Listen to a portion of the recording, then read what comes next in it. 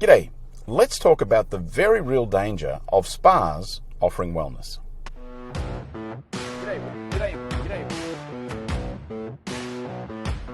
This is a matter of trust. Spa and wellness operators must be scrupulous when making claims about the benefits of all treatments and wellness experiences.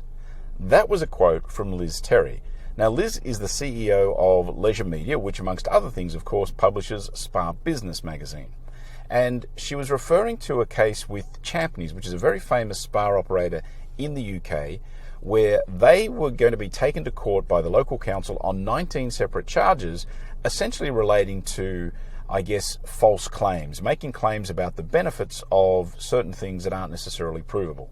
One of the things mentioned was that a particular recipe or a particular item on the menu would help reduce the risk of cancer. And that, as it turned out, was a claim that they couldn't really substantiate with medical evidence or clinical evidence or anything else. And I think it's a really timely example of the dangers of jumping on board the wellness wagon. These days, every single hotel operator I talk to wants wellness in their spa, in the hotel. They don't necessarily know what wellness is. You know, yoga and meditation and stuff like that is the kind of response I get. But it reminded me also of a few years ago at one of the big wellness conferences, everybody was talking about mental wellness. It was the hot topic of that particular year. And following that event, everybody was talking about implementing mental wellness in their spas. And of course, when I asked them how they're going to do that, what professionals are they bringing in, what sort of training are they going to do, how are they going to implement it, they said, we'll just basically train our existing staff on, you know, the realities of mental wellness and how to treat it. And I just had I had a bit of a mental breakdown myself just thinking about it. I mean, the amount of potential in something like that to go really, really wrong by just taking an existing spa therapist who has no prior knowledge of mental wellness or mental health conditions necessarily, and doing a bit of a Google search or doing a bit of a short-term course and believing that they can then deal with people's mental wellness issues.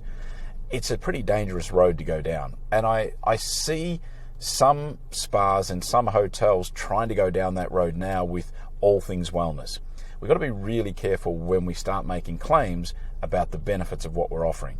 And of course, in the spa and wellness world, particularly the hotel spa and wellness world, for a long time it hasn't been as big a concern because the implications haven't been so great.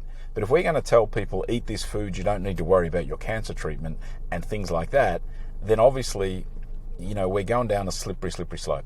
So, timely advice from Liz Terry. I'll put a link to that article in the comments below. I'd like to hear your comments on this because I think it's going on everywhere, wellness washing, whatever you want to call it. There is a hell of a lot of people going down the road of wellness, making claims that maybe they can't substantiate, and I reckon that's a little bit dangerous. So let's just take a breath, eh? Alrighty, that is it for today. I do thank you for your time, and I will be back again tomorrow.